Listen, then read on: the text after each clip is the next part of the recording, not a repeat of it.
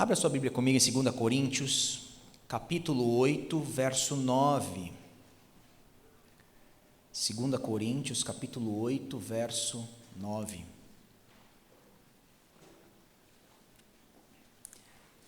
E eu vou pedir para você já deixar sua Bíblia aberta nesses dois capítulos, que é o 8 e o 9, porque nós vamos passar por alguns textos desses dois capítulos. Mas o texto inicial que nós vamos ler é 2 Coríntios, capítulo 8, somente o verso 9.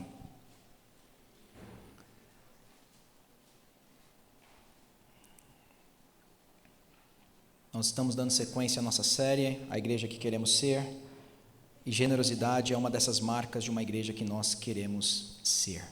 O texto diz assim: pois vocês conhecem a graça do nosso Senhor Jesus Cristo, que sendo rico se fez pobre por amor de vocês, para que por meio da pobreza dele vocês se tornassem ricos. Até aí. Mantenha a sua Bíblia aberta, por favor. Existem poucos tópicos na igreja que são mais sensíveis do que o dinheiro. Qualquer menção que a gente faz de dízimo, de oferta, de campanha, de arrecadação, certamente será recebida por alguns de forma inapropriada e até mesmo às vezes ofensiva.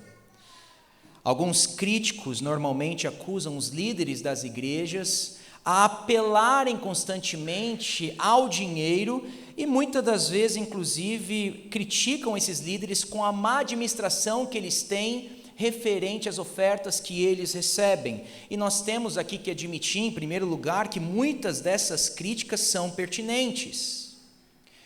Mas se nós formos olhar de onde vem esse mau hábito de homens e mulheres, inclusive no meio do povo de Deus, de lidar com as finanças, nós podemos simplesmente olhar para a Bíblia.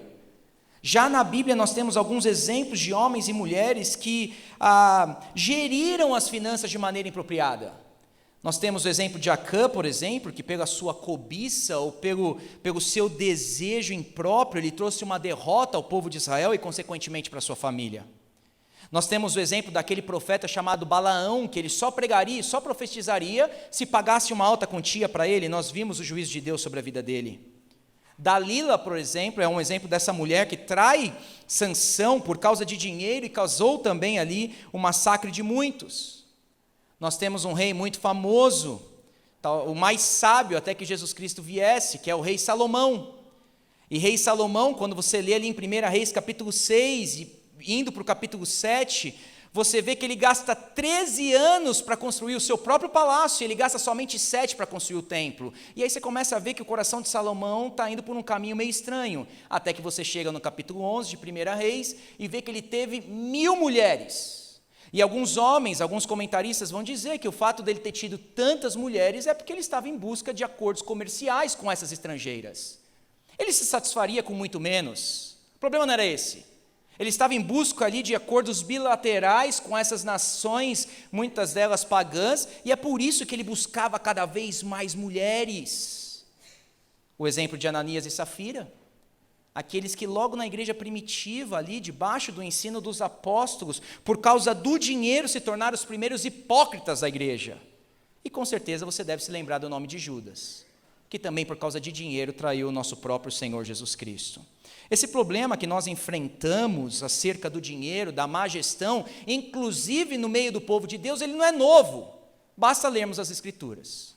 Mas se nós formos pensar aqui no nosso contexto brasileiro, esse contexto mais religioso, da fé cristã, principalmente esse contexto em que nós vivemos hoje, sem dúvida alguma nós poderíamos afirmar que grande parte da confusão que nós temos enfrentado é por causa de um movimento conhecido como o movimento neopentecostal. E aqui nós devemos fazer, em primeiro lugar, uma diferenciação entre os neopentecostais e os pentecostais. Existem aqueles que nós chamamos de pentecostais clássicos, que foi um movimento que foi fundado em 1906, naquela rua Azusa, quando William Seymour estava pregando ali em Chicago e houve uma renovação do Espírito. A ênfase dele era no Espírito Santo e o batismo no Espírito, as línguas estranhas como evidência desse batismo. Esse é o primeiro movimento, a primeira onda do movimento pentecostal. Só que daí nós temos uma segunda onda, nas décadas de 50 e 60. E aí nós temos algumas igrejas, como a Quadrangular, a Brasil para Cristo, a Nova Vida e a Deus é Amor, que entram agora no cenário brasileiro. Mas a ênfase deles ainda não é prosperidade. A ênfase desse segundo movimento agora era cura divina. O primeiro movimento ali, ainda na época da Assembleia de Deus e congregação, era batismo no Espírito. O segundo movimento agora é cura divina. Nós temos um terceiro movimento, uma terceira onda desse movimento pentecostal, que é ali na década de 60 e 70, que nós chamamos isso de renovação carismática. É a partir desse momento que você começa a ver, por exemplo, a Igreja Presbiteriana Renovada, Igreja Batista Renovada. Todas essas igrejas agora renovadas surgem nessas décadas de 60 e 70, e a ênfase deles agora eram nos dons carismáticos. O grande problema estava nessa quarta onda, oriunda do movimento pentecostal, nas décadas de 70 a 90, igrejas como Universal, Internacional da Graça de Deus, Mundial do Poder de Deus, Sara Nossa Terra, elas surgem no cenário brasileiro nessa época, e a grande ênfase agora dessa quarta onda é a teologia da prosperidade.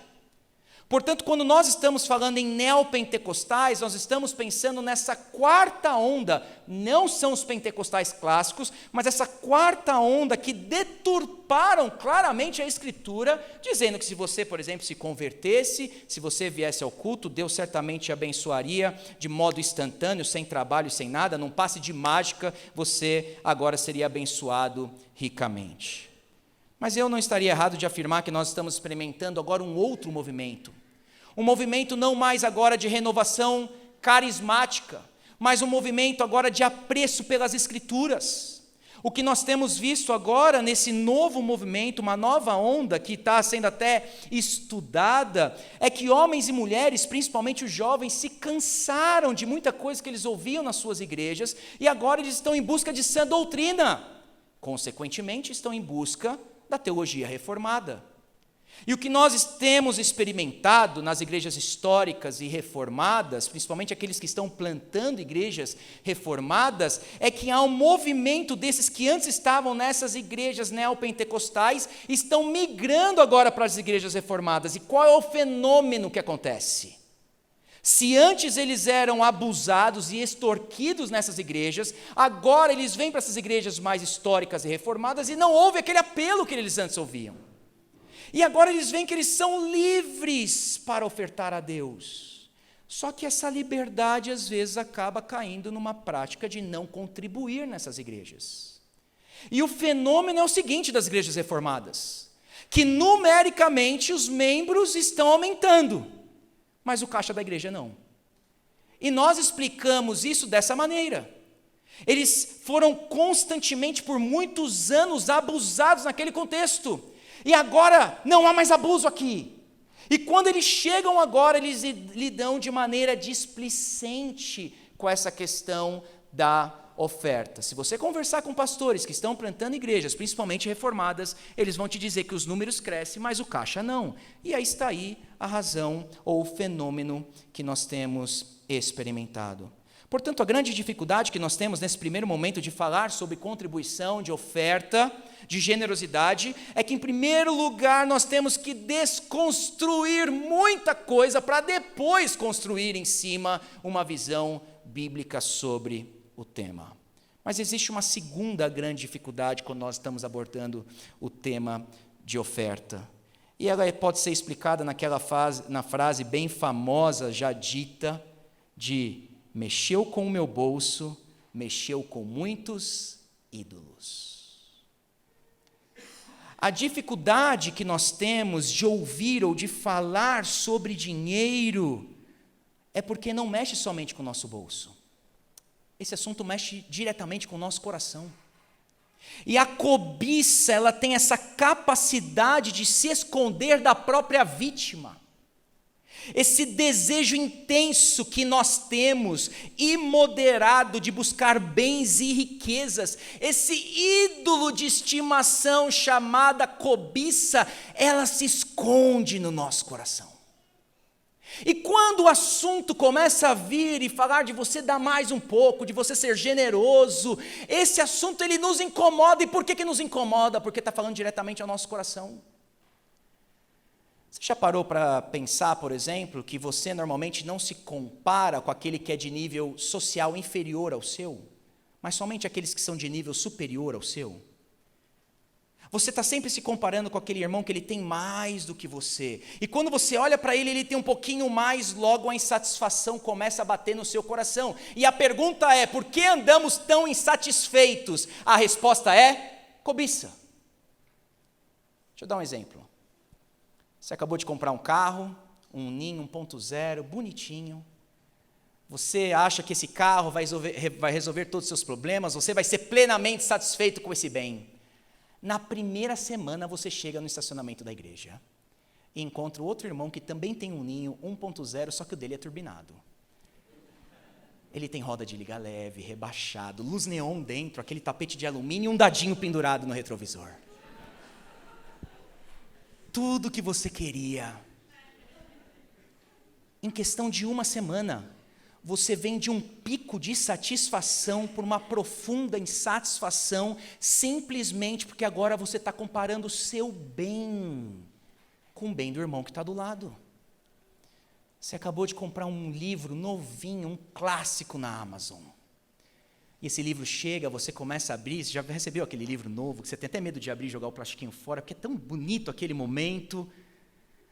E aí é o clássico que só você tem no Brasil, até o momento que o seu irmão te leva naquela biblioteca que ele tem na casa dele.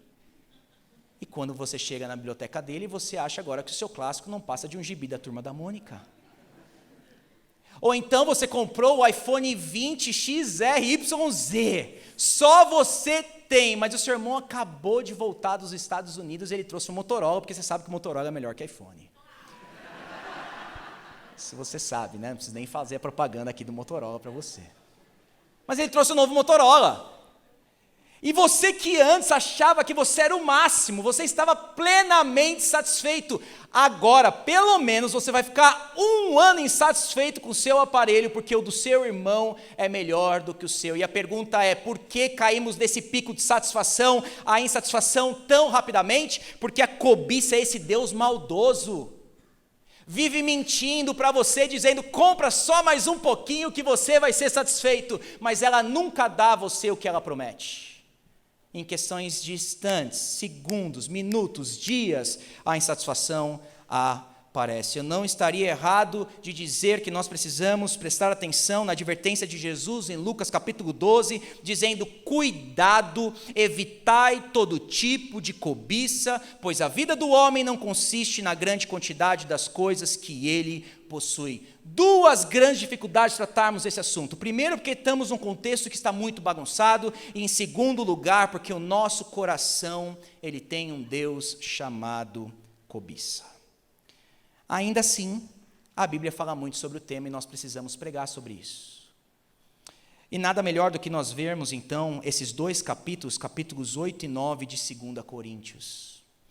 Só para situar vocês no contexto dessa carta de 2 Coríntios, lembra que Paulo planta a igreja de Coríntios lá em Atos capítulo 18, ele fica ali 1 ano e meio, assim que ele sai dali, ele manda uma primeira carta que nós não temos registro, nós lemos isso em 1 Coríntios capítulo 5, há uma primeira carta que não é a nossa primeira carta de Coríntios. Depois Paulo recebe algumas respostas, então ele escreve a primeira carta agora, que é a nossa da Bíblia, que é a segunda carta que ele está escrevendo a eles em resposta. Alguns falsos profetas agora entram no meio dessa igreja. Paulo escreve uma terceira carta aos Coríntios, que também nós não temos registro, e ele diz isso em 2 Coríntios capítulo 2, é uma carta severa que ele vai chamar, essa terceira carta. E aí, os irmãos fazem as pazes com Paulo, e agora ele vai escrever então a quarta carta, que é a 2 Coríntios que nós temos na Bíblia. Essa é a quarta correspondência que Paulo está trocando com esses irmãos. A igreja primitiva, ela ofertava principalmente por dois motivos. Em primeiro lugar, para sustentar seus ministros, né, nós lemos isso claramente aí na Escritura. Em segundo lugar, para sustentar os pobres que haveriam no meio da igreja. Principalmente nesse contexto do capítulo 8 e 9, os pobres ou santos em vista aqui são os santos da Judéia, a igreja de Atos capítulo 2. Por que a igreja de Atos, no capítulo 2 ali, ela entra em pobreza? Por que ela está passando por essa dificuldade? Em primeiro lugar, porque os romanos cobravam sobre as regiões conquistadas altas taxas de impostos.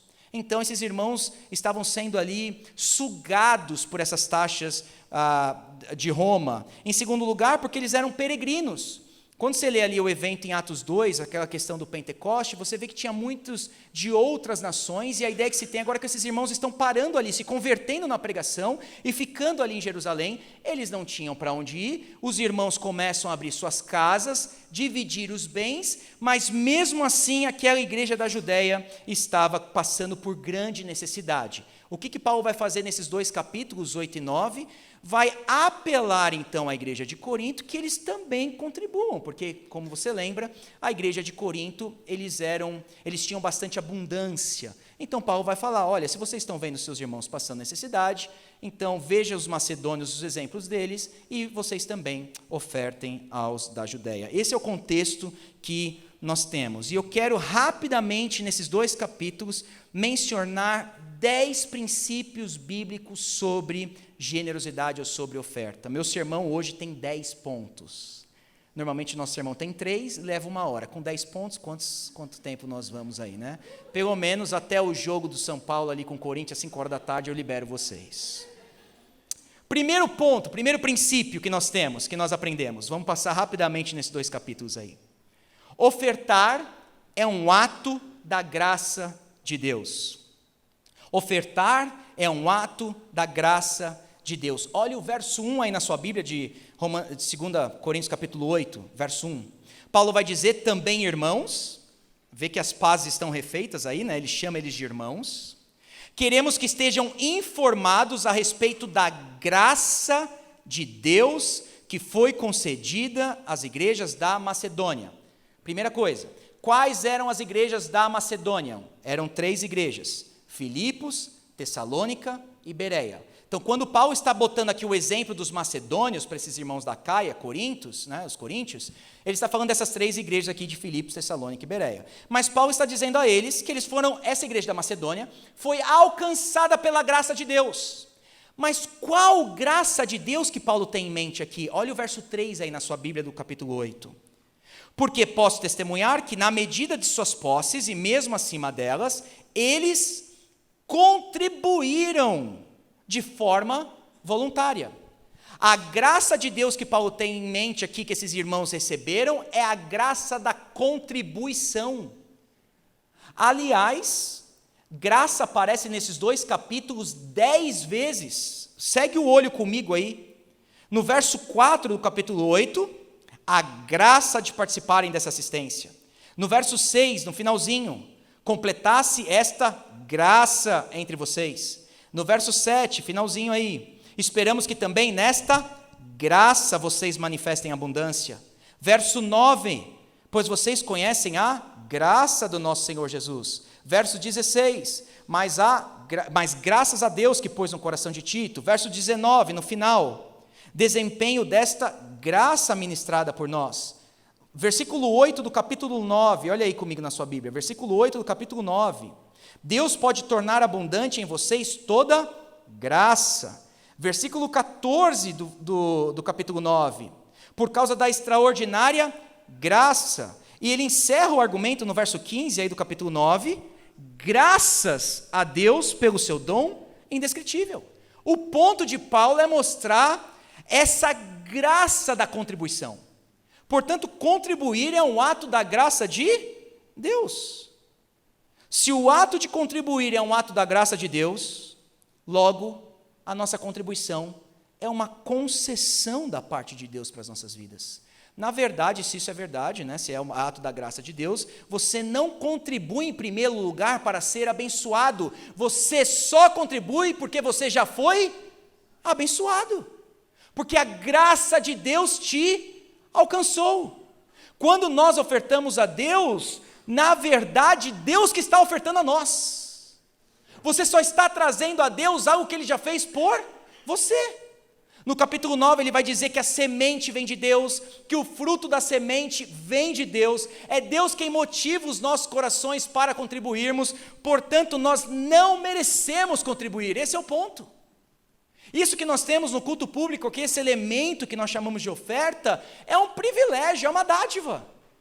Deus concede esse privilégio, sendo totalmente santo, você totalmente pecador, mesmo quando você está gerindo seus recursos de maneira imprópria, com motivações aí geradas às vezes por cobiça, mesmo ainda assim Deus aceita o seu dinheiro, já pensou nisso?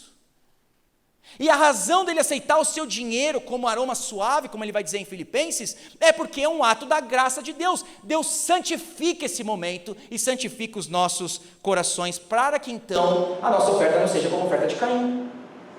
Essa é a grande diferença entre Caim e Abel. Agora, gente, se nós somos uma igreja reformada, e um dos solas que nós temos é somente a graça, será que nós, como igreja reformada, que valorizamos tanto a graça, não deveríamos também valorizar esse tipo de graça? A graça da contribuição? Não faz sentido, irmãos, chegarem em igrejas reformadas que nós pregamos a graça e acharem porque é graça não irão contribuir. O pensamento tinha que ser inverso. Você só tem o privilégio de chegar num culto público e ofertar a Deus porque você já foi abençoado, porque contribuir é um ato da graça de Deus. Segundo ponto, ofertar transcende situações financeiras. Olha o verso 2 aí. Ofertar transcende situações financeiras, ou independe de situações financeiras. Ele vai usar o exemplo dos irmãos da Macedônia, dizendo que no meio de muita prova de tribulação, manifestaram abundância de alegria, e a profunda pobreza deles transformou em grande riqueza de generosidade.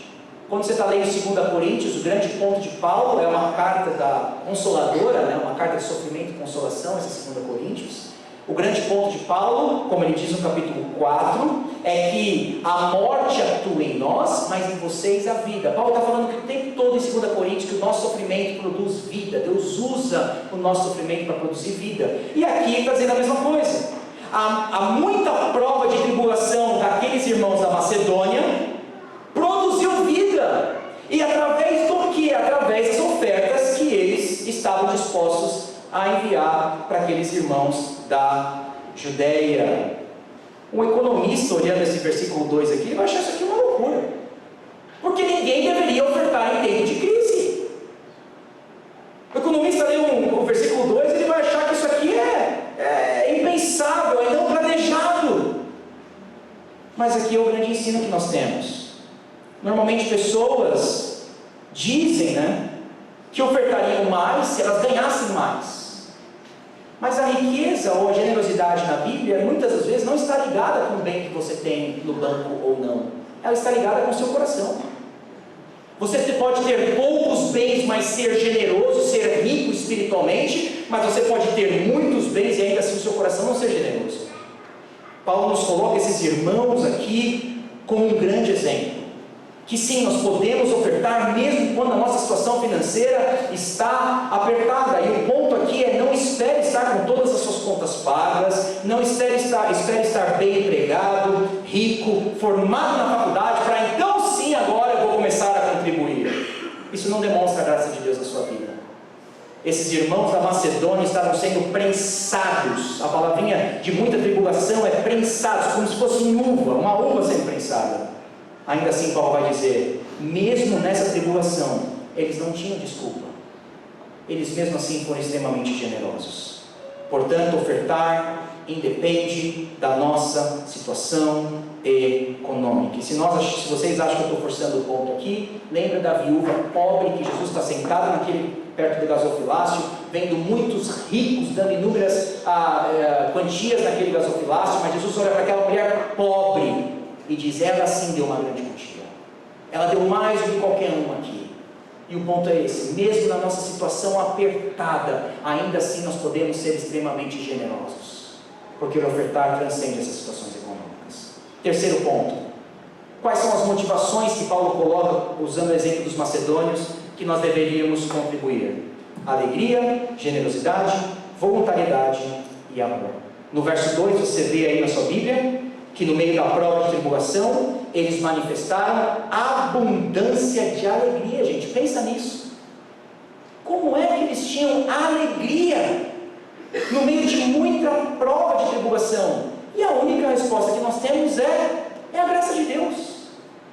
Somente a graça de Deus pode fazer isso no coração humano, mesmo no meio do extremo sofrimento, a abundância de alegria. E por isso que eles eram generosos. Você pega as histórias dos avivamentos, você vai ver que quando Deus aviva o seu povo em determinados locais, aquele povo se torna extremamente generoso. E não é porque no avivamento Deus encheu a conta deles bancária, Deus encheu o coração deles com a sua presença. Deus encheu o coração deles com o Espírito Santo, como Paulo vai dizer em 1 Tessalonicenses, que essa alegria vem do Espírito Santo, apesar dos muitos sofrimentos. Em primeiro lugar, então, a motivação deveria ser alegria. Em segundo lugar, generosidade, porque o verso 2 também diz riqueza de generosidade. E aqui, gente, um parêntese. Normalmente as pessoas perguntam, para nós líderes aí na frente da igreja, se os 10% que elas já dão já não é suficiente. Olha, eu já dou o dízimo, e eu dando o dízimo, será que já não está bom? Não, a minha porcentagem é os 10%, e se eu estou fazendo isso, essa já seria aí a minha barra de medição. E você já deve ter percebido que aqui na Trindade nós não usamos a palavrinha dízimo, nós usamos a palavrinha oferta. E por que nós fazemos isso? Porque nós entendemos que dízimo no Antigo Testamento estava ligado à lei cerimonial de Israel. Na verdade, quando você lê o Antigo Testamento, você tem 3 tipos de dízimo. Um dízimo que era para suportar os sacerdotes levitas, lá em Números 18 e 24. Um segundo dízimo que era pago nas festas de Israel. E um terceiro dízimo que era pago a cada 3 anos para sustentar viúvas, órfãos e estrangeiros. E quando você soma todos esses dízimos, você chega numa porcentagem de 23% a 25%. Portanto, se vamos falar em dízimo, nós deveríamos estar, como o Antigo Testamento, nós deveríamos estar pensando em 23% a 25%. Mas fato é que o Novo Testamento se cala quanto ao dízimo. Não vale dizer aqui que Jesus falou de dízimo em Mateus 23, quando ele estava repreendendo os fariseus. O que Jesus estava fazendo era repreensão. Não estava ensinando a igreja, que a igreja cristã deveria dizimar. E ali ainda é o Antigo Testamento. Porque você sabe que o Novo Testamento começa quando o cordeiro é imolado naquela cruz do Calvário. O Novo Testamento, nas cartas paulinas, nas cartas escritas à igreja, nós não temos nenhuma referência e menção a dízimo. E é por isso que nós não usamos a palavrinha dízimo e usamos a palavrinha oferta. Agora, qual a barra de medição da oferta? Não são 10%. A barra de medição da oferta está no versículo 2. Riqueza de generosidade. Se você quer pensar em dízimo, o dízimo deveria ser o ponto de partida e não o ponto de chegada.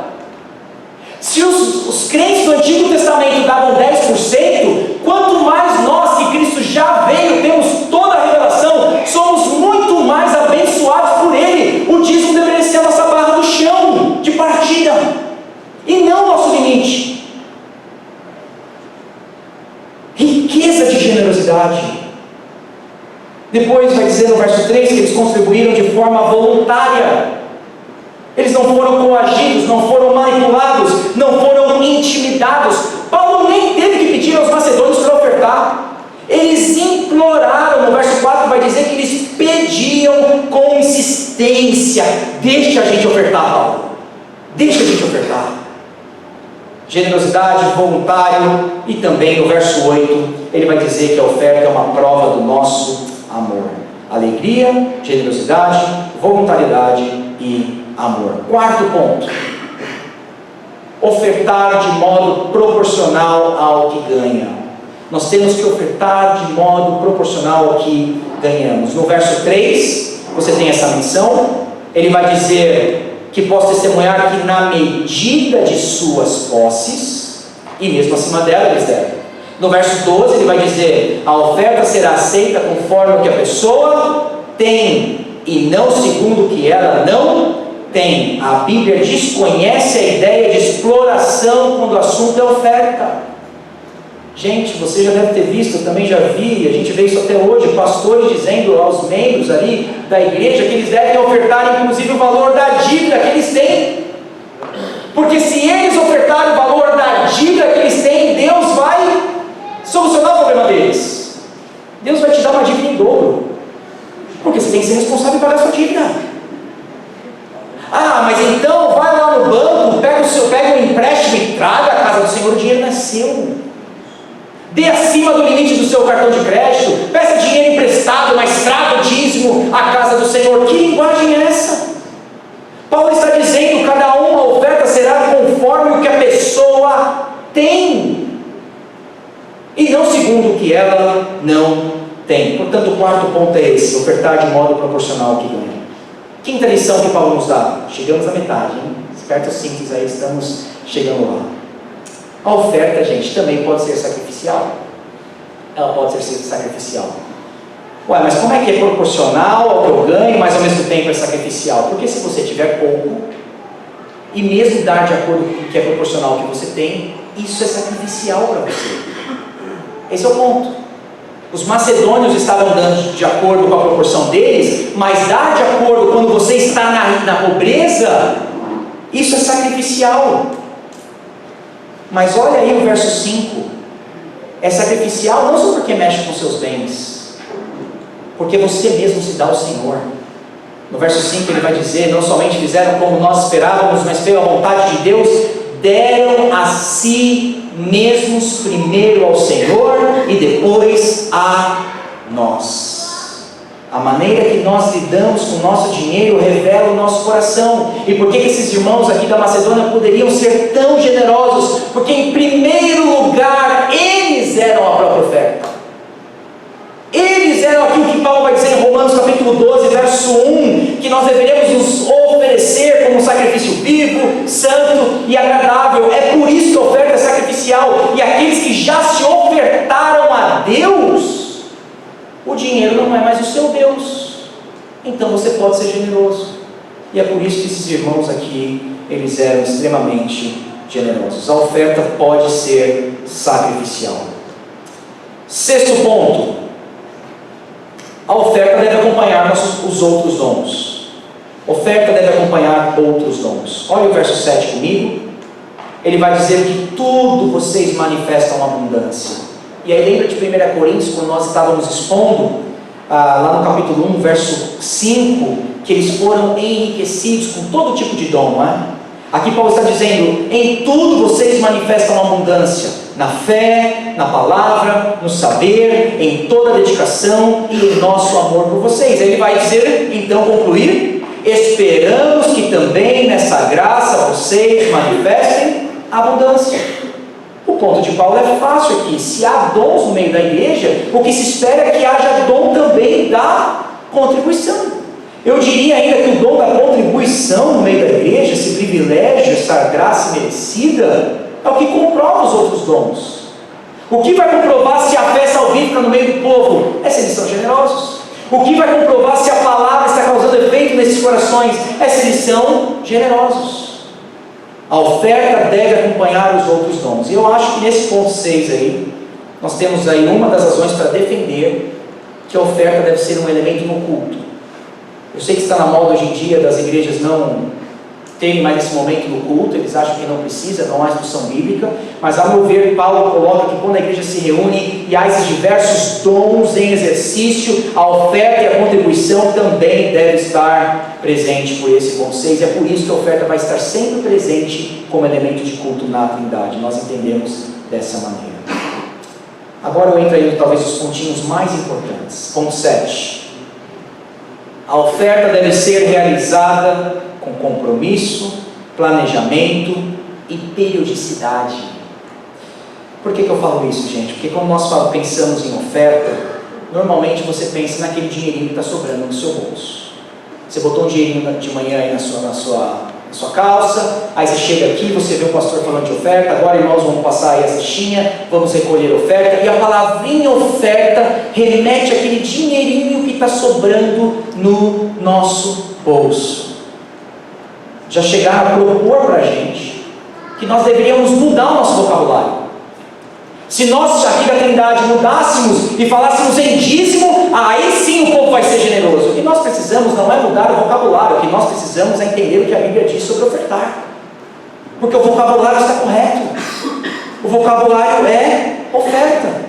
Para Paulo e para esses irmãos da Macedônia, seria impensável imaginar que quando estamos falando de oferta, é o dinheirinho que está sobrando no meu bolso, que quando vai passar a cestinha, é isso que eu tenho hoje, R$10, toma aí, eu não me planejei, não fiz nada, não orei sobre isso, mas toma aí esse dinheiro, é isso que eu tenho no meu bolso hoje. Isso é impensável na linguagem bíblica. Mas parece que na igreja cristã, quando você fala de dízimo, aí é planejamento, aí você faz continho. Mas quando você fala de oferta, é simplesmente aquele dinheirinho que está sobrando. Mas olha como Paulo chama esses irmãos para serem responsáveis. Olha o verso 8. Nisto dou minha opinião, Paulo diz. Convém que vocês façam isso, vocês que desde o ano passado, Coríntios, começaram não só a fazer, mas a também querer. Olha o ponto de Paulo. Se vocês se planejaram um ano atrás para fazer isso, cumpram com o planejamento de vocês. Coloquem em ação aquilo que vocês planejaram. Olha o verso 11. Terminem, Paulo chama isso para responsabilidade. Terminem agora a obra começada. No verso 11 ele vai dizer: completem esta obra. Planejamento, compromisso e periodicidade. Hoje nós tivemos aqui a nossa, talvez, a assembleia mais importante da vida da igreja, em que nós aprovamos o nosso orçamento anual. Por que nós estamos falando nessa ideia de generosidade planejada, como Paulo apresentou aqui? Por que nós mandamos aos nossos membros um formulário de contribuição? Quanto que você já pensou esse ano que você vai contribuir? Por que nós estamos dando cada vez mais ferramentas, um aplicativo, uma máquina de cartão de crédito, que hoje é o dinheiro do pessoal, a transferência bancária? Por que várias ferramentas? Para ajudar o nosso planejamento, para ajudar você a planejar a sua oferta. Esse é o ponto. Nós tivemos a campanha do som. Chegou no final da campanha, alguns irmãos que tinham se comprometido já não podiam mais ofertar, e existem diversas razões para isso, não é? Mas é só para a gente ver de como às vezes o nosso planejamento, se não for colocado em ação, vai sangrar o caixa da igreja. Nós estamos pensando, como foi falado na Assembleia, pensando em mudar muito em breve daqui. Nós queremos um espaço maior, um espaço que vai ser nosso durante todos os dias da semana. Mas para isso, se os membros se comprometerem verbalmente, Paulo vai dizer: terminem aquilo que vocês se comprometeram. Não dá para chegar depois no final da campanha, da mudança, vamos dizer assim, e falar: agora a igreja termina de pagar, porque eu simplesmente dei a minha palavra lá, mas não dá mais para mim. Nós precisamos nos atentar nisso. Compromisso e planejamento. O que é o ideal então da nossa oferta? Que você se reúna com a sua família em casa, coloque o 2019 na sua frente, e ali dentro das suas condições, com alegria, generosidade, com tudo aquilo que Paulo já falou, você vai com a sua família falar quanto que nós vamos ofertar mensalmente para a vida dos nossos irmãos e para o reino de Deus nesse ano. E aí você começa a trazer a sua oferta. Oitavo ponto: ofertas são fundamentais para as necessidades dos nossos irmãos. Paulo está sendo acusado aqui, gente, nessa capítulo 8 e 9, de talvez mal administrar esse dinheiro que ele ia levantar. Por quê?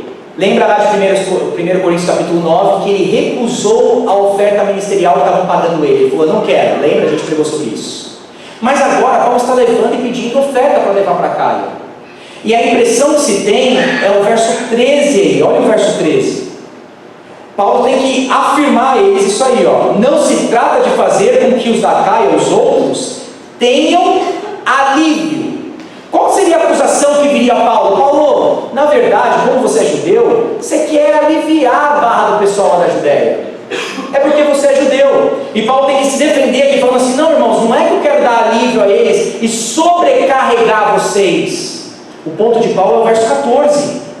Neste momento, veja as palavrinhas que ele usa: a abundância que vocês têm supre a necessidade deles. Aí volta a dizer a mesma coisa: para que a abundância deles venha suprir a necessidade que vocês vierem a ter. O ponto de Paulo é que uns têm extremamente de menos e outros têm extremamente de mais. E aí ele vai dizer no final do verso 14: assim haverá igualdade.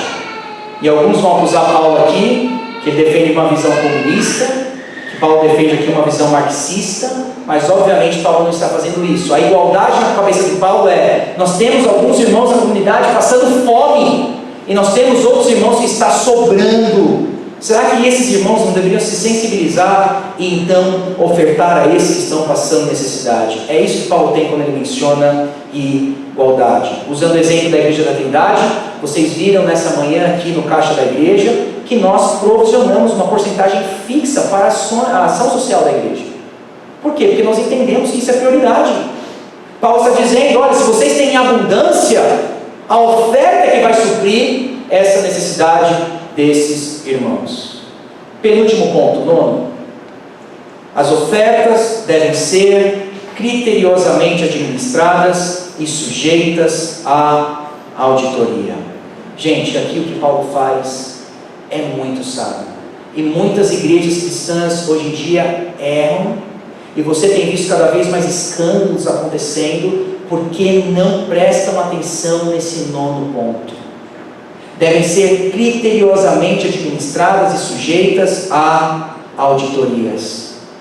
Em primeiro lugar, nesses versos aí que eu vou colocando agora para vocês, Paulo nos ensina algumas coisas de como devemos administrar o dinheiro na igreja. Em primeiro lugar, ninguém pode administrar o dinheiro sozinho. O maior erro que acontece hoje em dia, em primeiro lugar, ao meu ver, é que pastores que mexem com dinheiro na igreja. Esse é o primeiro erro. Em segundo lugar, é que o pastor mexe com dinheiro sozinho. Ou essa igreja tem simplesmente um tesoureiro. E aqui o que nós vemos, olha o verso 6. Paulo recomenda Tito no verso 6. No verso 18, ele cita um outro irmão que não tem o nome. E com ele, ou seja, com Tito, estamos enviando um outro irmão. Portanto, agora temos 2 pessoas. E no verso 22, ele vai dizer: com eles, agora com esses 2, estamos enviando um outro irmão. 3 pessoas para mexer com o dinheiro dessa oferta. A ideia que nós temos é que Paulo está mais por fora como um administrador, vendo Tito e esses 2 irmãos gerirem esse recurso, do que ele está com a mão no dinheiro. Por que há muito escândalo hoje no meio do povo de Deus? Porque não prestam atenção nesse princípio paulino.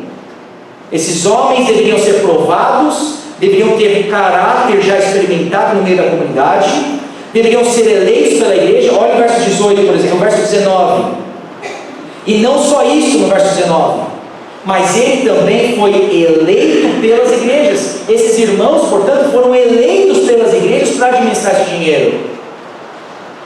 E nós temos que prestar contas aos homens. Olha o verso 21 aí, Paulo vai dizer: cuidamos para fazer o que é correto, não somente diante do Senhor, mas também diante das pessoas. Quando nós estamos mexendo com oferta, nós não estamos prestando conta simplesmente para Deus, nós também devemos prestar conta para as pessoas, principalmente para os membros da igreja. É por isso que muitas das vezes a Assembleia da Trindade, o nosso caixa é totalmente exposto. Por isso que nós disponibilizamos, e agora no aplicativo, o caixa da Trindade, para que você que é membro da igreja possa ver. É por isso que eu e Franklin não mexemos com dinheiro na igreja. Tenta chegar para mim no final do culto e dar uma oferta na minha mão e falar: entrega lá depois para mim no culto. Eu não vou pegar esse dinheiro. Nós não mexemos com dinheiro de inscrição de acampamento, nós não chegamos perto do dinheiro, não temos acesso à conta do banco, nós não assinamos cheques, eu não sou o presidente da igreja, o Frank não é tesoureiro, nós não nos envolvemos com isso. Por quê? Porque entendemos que fazendo assim nós protegemos a igreja. Nós temos que prestar conta e deve estar sujeito à auditoria, tudo aquilo que a gente faz financeiramente dentro da igreja. E o último ponto, e agora você pode respirar aliviado: há benefícios quando ofertamos a Deus. E aqui, gente, eu sei que nós apanhamos muito do movimento neopentecostal. E por apanharmos muito do movimento neopentecostal, nós não prestamos atenção a essas promessas divinas que também existem no Novo Testamento. Como o verso 6. No capítulo 9. E isto afirmo: aquele que semeia pouco, também colherá pouco. E o que semeia com fartura, também colherá com fartura. Eu sei que nós temos uma certa barreira de falar, não, vem dar dinheiro, que se você ofertar a Deus, Deus vai te abençoar. Nós devemos pensar também como o Novo Testamento propõe isso para a gente. Paulo está dizendo, quem semeia pouco vai colher pouco, mas o que semeia com fartura, também colherá com fartura. Eu não tenho receio nenhum de dizer que Deus pode sim te abençoar financeiramente quando você oferta a Ele. A pergunta é para que Ele nos abençoa financeiramente? Para acumularmos? Ou Ele vai responder no verso 8 do capítulo 9? Deus pode tornar abundante em vocês toda a graça. E não adianta a gente espiritualizar o negócio aqui falando que essa graça é somente espiritual. Essa graça pode ser também material.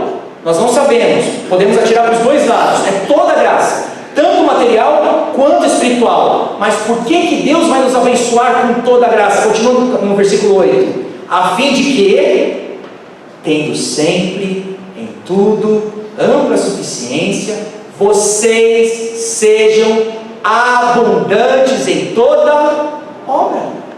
Por que Deus pode nos abençoar, e muitas vezes vai nos abençoar quando nós ofertamos a Ele? Para que você continue sendo abundante na obra dEle.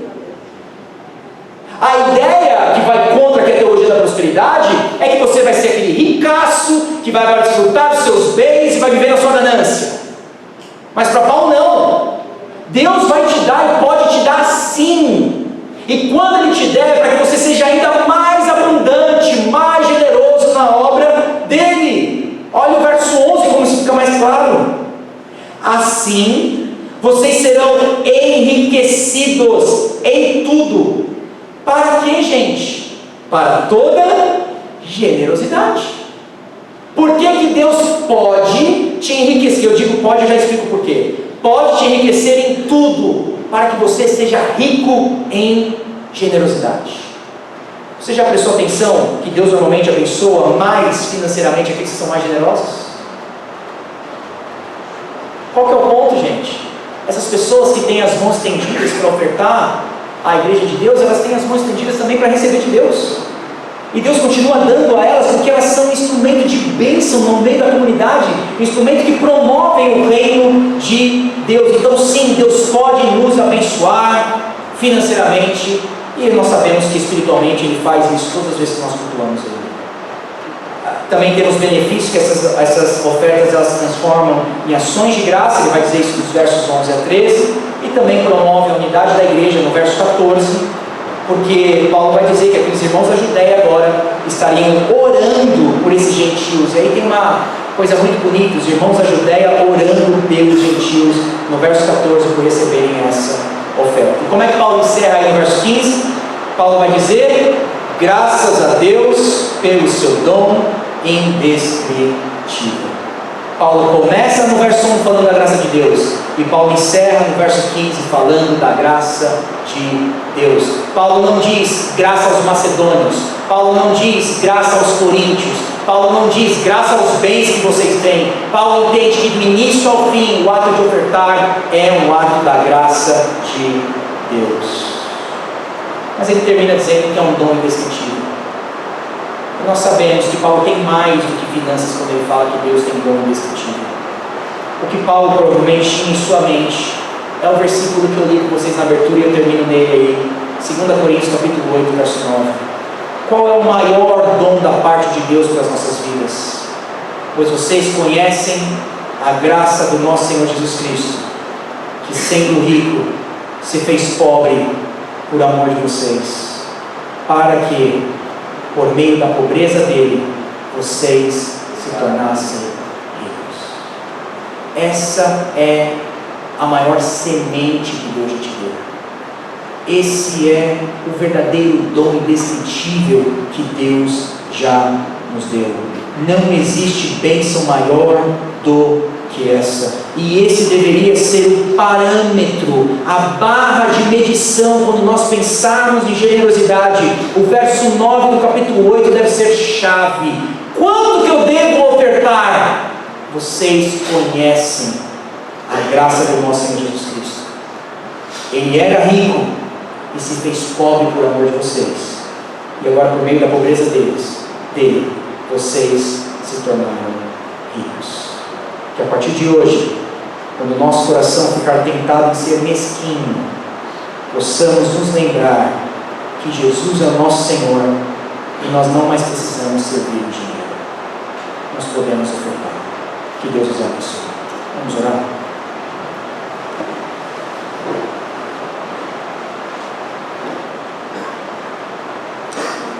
Senhor, muito obrigado pela Tua palavra, porque nós temos clara instrução de como proceder nessa questão de contribuição. De um lado nós não temos mais desculpas, mas de outro lado também nós somos despertados pelo Senhor para isso. Senhor, se a generosidade do Teu povo é um ato da Sua graça, então nós devemos orar a Ti e clamar a Ti nessa manhã dizendo: faz de nós um povo generoso. Senhor, eu reconheço que se o Senhor não agir no meio de nós aqui, Teu povo, Tuas ovelhas, nós teremos muita dificuldade de lidar com essa questão da contribuição. Então aviva-nos, desperta-nos para isso, Senhor, para que o Seu nome seja glorificado, para que nossos irmãos sejam sustentados, para que os projetos dessa igreja aqui local andem para frente. Dá-nos as motivações corretas, ajuda-nos, Senhor, a planejar esse ano de 2019.